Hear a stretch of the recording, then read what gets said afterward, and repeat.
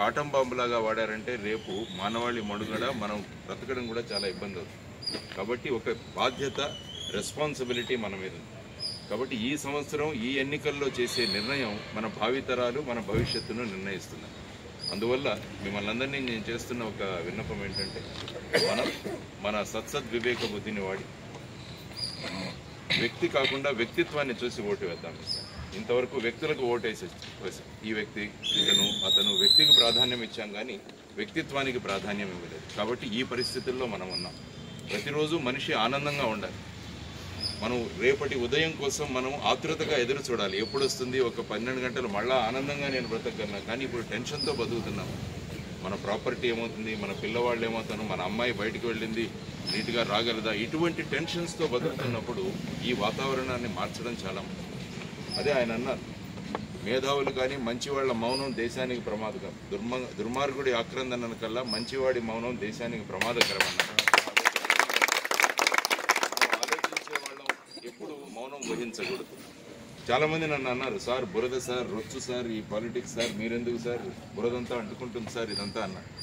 బురదను శుభ్రం చేయాలంటే బురదలో దిగాల్సి వస్తుంది. కాబట్టి అది చాలా ముఖ్యం.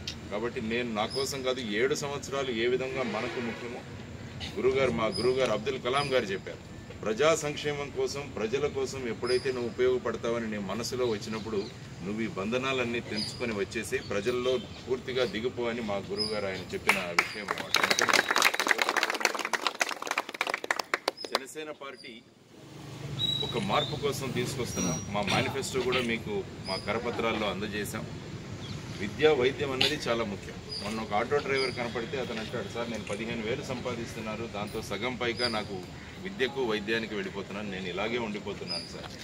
కాబట్టి వీళ్ళ స్థాయిని పెంచడం చాలా ముఖ్యం. సమాజంలో అందరి స్థాయిని పెంచి ఒక స్థాయికి తీసుకురాగలిగితే అదే నిజమైన ప్రజాస్వామ్యం అని నేను నమ్ముతాను. దానివల్ల ఈరోజు మీ అందరికీ చేస్తున్న విన్నపం ఏంటంటే, మేము డబ్బులు ఖర్చు పెట్టాం, మేము మనుషుల ఆరోగ్యాన్ని చెడిపోయేటట్టు మద్యాన్ని మేము పంచాం. మేము ఫుల్ టైం పాలిటిక్స్ చేయడానికి వచ్చాం. మేము పార్ట్ టైం కాదు. మాకు కొన్ని సంస్థలు ఉన్నాయి, అవి చూసుకుంటూ నేను పాలిటిక్స్ చేస్తాను. నాకు బిజినెస్ ఉంది, అది చూసుకుంటూ పార్ట్ టైంగా నేను ప్రజల కోసం పనిచేస్తాను. దేశంలో ఈ part time business, part time politics నడిచే రోజులు కావు ఇవి. ఇది ఫుల్ టైంగా ప్రజల కోసం అవైలబుల్ అయిన మనిషి ఇక్కడ ఉండాలి. ఇంకొకటి చెప్తున్నారంటే, వీళ్ళంతా నాన్ లోకల్లో ఎక్కడి నుంచో బయటకు వస్తారు, ఇదొక అపప్రచారం చేస్తారు. కాబట్టి నేను ప్రజలకు చెప్పాను, నేను ఖచ్చితంగా 24/7 ఇక్కడ ఉంటాను. నేను మా నాన్నగారు విశాఖపట్నంలో పనిచేస్తున్నప్పుడే నేను మా అమ్మ గర్భంలో పడ్డాను. కాబట్టి అభిమన్యుడిలాగా నేను విశాఖపట్నం గురించి చిన్నప్పుడే మా అమ్మ కడుపులో తెలుసుకున్నాను. నాన్నగారు సీనియర్లో పనిచేసేవాళ్ళు, కాబట్టి ఫ్యామిలీ ఇక్కడ ఉండేది. కాబట్టి ఆ విధంగా మీరు అది మర్చిపోయి, నేను అదే చెప్పాను వాళ్ళకి. ఏప్రిల్ 12వ తారీఖు నేను ఇక్కడ కనిపిస్తాను, మే 23, 24 కూడా కనిపిస్తాను. 5 సంవత్సరాలు ఇక్కడే కనిపిస్తాను. ప్రతిరోజు ఏం చేయబోతున్నాను అన్నది నా వెబ్సైట్లో పెడతాను. తర్వాత విశాఖపట్నం కోసం ఏమేమి చేయబోతున్నాం అనేది కూడా నేను తయారు చేసి ఒక బాండ్ పేపర్, స్టాంప్ పేపర్లో రాసి మీ అందరికీ ఇస్తాను. అది చేయకుంటే నన్ను కోర్టుకు తీసుకెళ్ళండి. ఆ విధమైన నాకు ఆలోచించే వ్యక్తులు, సమాజం కోసం ఆలోచించే వ్యక్తులు విశాఖపట్నంలో ఉన్నారు. కాబట్టి ప్రాంతం మనది, రాష్ట్రం మనది, దేశం మనది అన్న భావాలు ఉన్నారు. కాబట్టి అటువంటి మేధావులతో పనిచేయడం కూడా ఒక గొప్ప అనుభవం.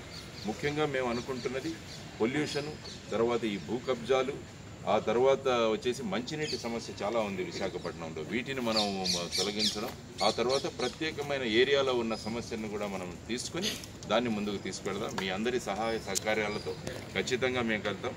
కానీ మీకు బ్యాలెట్ పేపర్ మీద కానీ, ఈవీఎం మెషిన్ మీద కానీ నా పేరు వివి లక్ష్మీనారాయణ అని కనపడుతుంది. నా అసలు పేరు వివి లక్ష్మీనారాయణ. నన్ను జాయింట్ డైరెక్టర్గా పనిచేయడం వల్ల నన్ను జేడీ అంటాను. కానీ ఇప్పుడు జాయింట్ డైరెక్టర్ నుంచి నేను జనతా దోస్త్ అయ్యాను, జేడీ. అది నాకు కనిపిస్తుంది. ఈసారి అవకాశం ఏంటంటే ఫోటో కూడా ఈవీఎం మీద ఉంటుంది. ఇంతకుముందు కేవలం గుర్తు మాత్రమే ఉండేది. మా గుర్తు గాజు గ్లాసు. స్టీల్ గ్లాస్ ఎందుకు తీసుకోలేదన్నారు. గాజు గ్లాస్ అంటే పారదర్శకానికి ఒక నిదర్శనం అన్నమాట. లోపల ఏ నిర్ణయాలు తీస్తున్నాం, ఎలా పని చేస్తున్నామన్న ట్రాన్స్పరెన్సీ ఏదైతే ఉందో దానికి మా గాజు గ్లాస్ గుర్తు.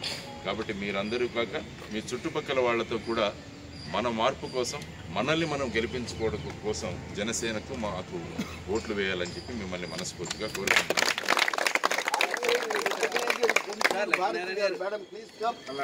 సార్ ఒక డౌట్